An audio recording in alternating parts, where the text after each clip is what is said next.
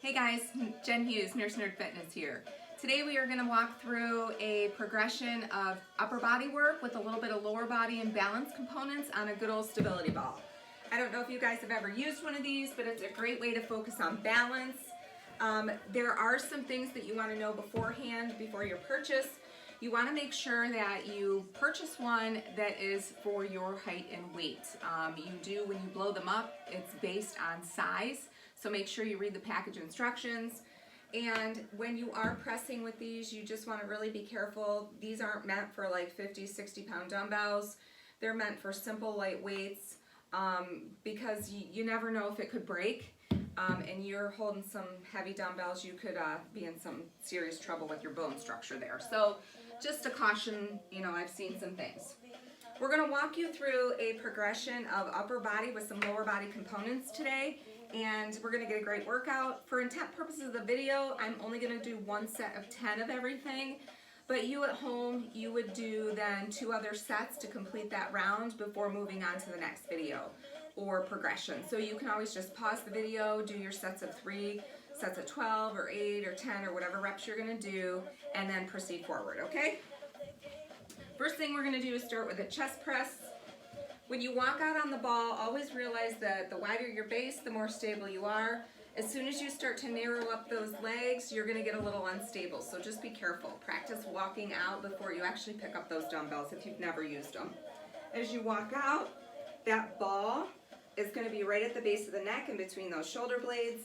Your hip bridge line is going to be at 90 degrees, pushing through those heels, and this is where you're going to get that glute and hamstring activation.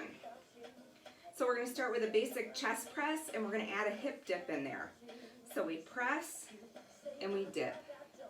2. Each time you dip, make sure you come back up and squeeze. 4, 5, 6, 7, good job, 8, 9,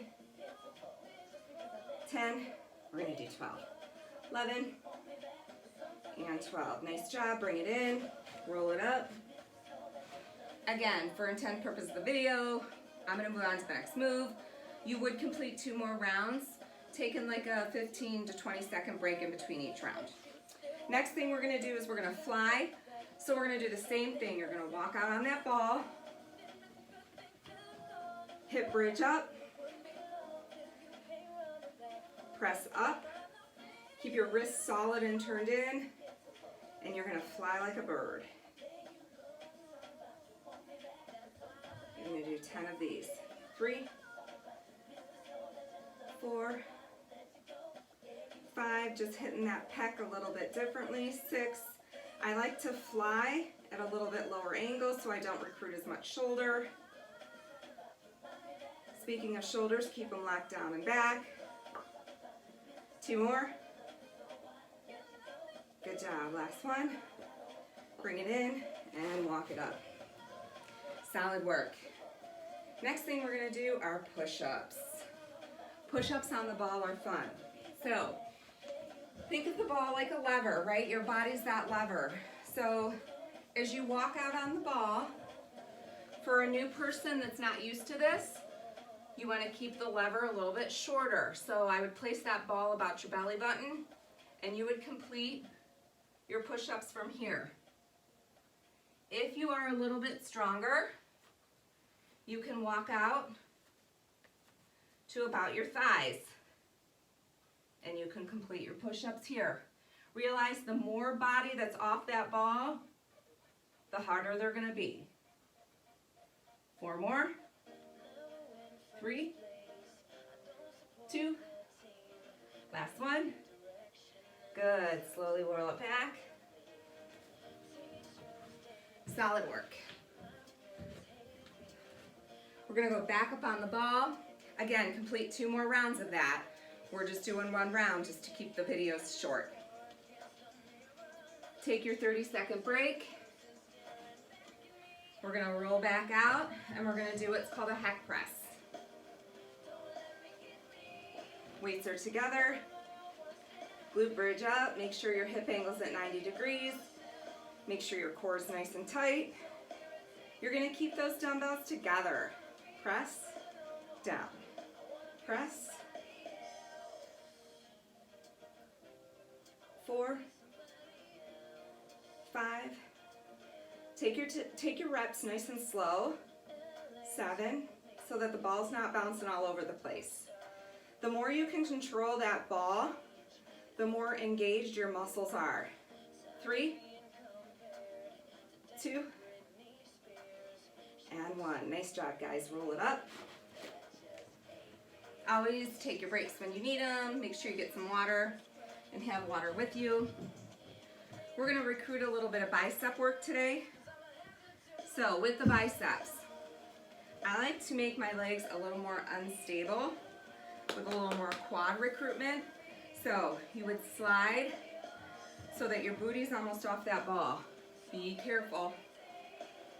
So your quads are really engaged, your chest is nice and tall, your abs are pulled in, and you do 10 or 12. 3, 4, 5, nice job. 6, 7, keep it up, 8, 9, and 10. Solid work. You can set those down. We'll give the bicep a break, and we're going to do a little tricep action. These are always fun on the ball.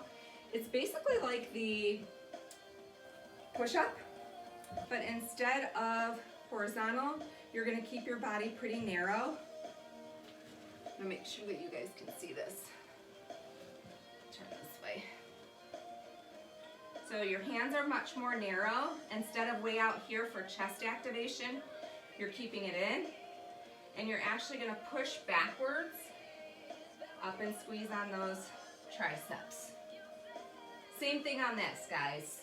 For a newer person, I would start right about the belly button. If you're a little stronger, walk it out. It's going to be much harder because you're using more of that body weight to lift up.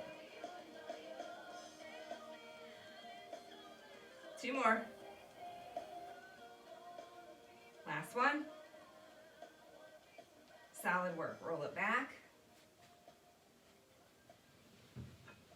Always take your time getting off that ball. Final bicep move is called a concentration curl. You're going to use one dumbbell. Come out a little bit so those quads are engaged. You're going to take the right elbow, making sure your legs are spaced apart good enough so that you can kind of push it into the soft tissue there by your thigh. Keep it in neutral position, up and curl. 2, 3. It's always good to work with single-sided because you see where your imbalances are.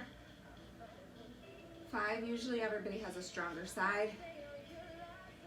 7, 8. On this one, guys, make sure your shoulders are square and they're soft.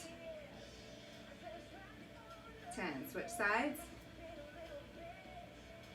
10, count us down. 9. Again, you're going to complete the other 2 rounds before you progress on to that next move.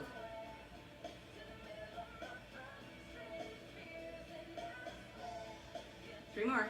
3, 2, and 1. Solid work. All right, you can wrap up your workout with a little bit of ab work. Ball crunch is my favorite. I'm going to show you a couple on here.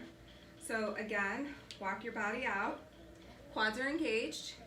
Take those dumbbells, rest them on your chest. Down, up and squeeze. I do show this move in my 10-minute ab blaster because it is one of my favorites. One thing you really want to watch, guys. It's not this. My legs are doing all the work here. Those legs need to stay still. So does that ball. You're using all ab to do this exercise. Last one. Woo. You'll feel it. The counterpart to that one takes a little more upper body strength, but it's definitely a good one.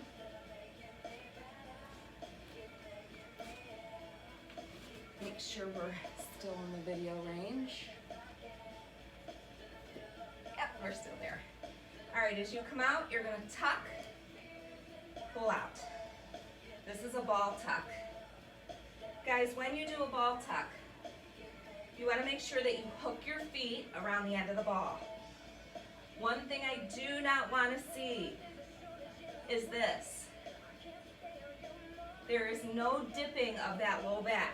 That's really bad form. Control the ball, scoop the abs, and almost stay in a little higher pike. Keep those shoulders locked down and back. You have 3 more. 3. This is an advanced move. Last one. If you haven't done ball work, stop at the ball crunches. That'll be fine, doing 3 sets of 12 of those. You can actually increase your volume to 15. This will be challenging. After you're done, make sure you stretch. You can always follow up your workout with a little 15-minute hit or press on the treadmill or elliptical just to give yourself a little oomph. This is a great beginner chest workout on a stability ball that focuses a little bit of lower body and also gives you some balance. I hope you enjoy it. Come back, check out more videos.